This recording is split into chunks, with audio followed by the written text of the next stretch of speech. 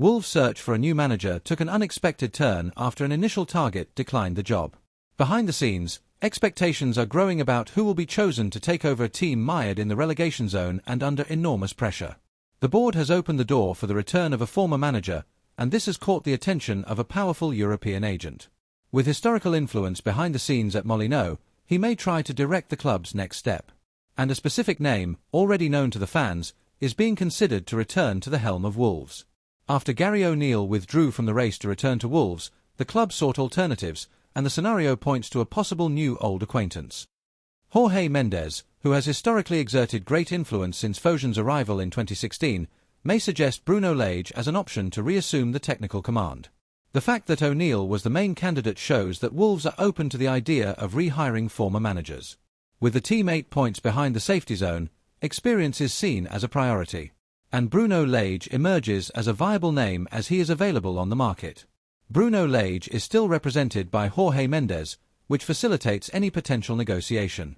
The Portuguese coach is currently without a club after being dismissed from Benfica this season, despite winning the League Cup and finishing just 2 points away from the Primeira Liga title last season.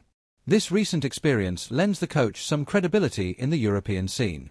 Furthermore, the strong relationship between Lage and Mendes could accelerate talks with Wolves. For the Chinese owners, betting on a profile already familiar with the club could be seen as a shortcut to try and react quickly. However, Lage's trajectory at Wolves is divisive. He took over the team in 2021 after Nuno Espirito Santo's departure, keeping Wolves in the top 8 for almost the entire season, finishing in 10th place. However, the second season lacked the same brilliance.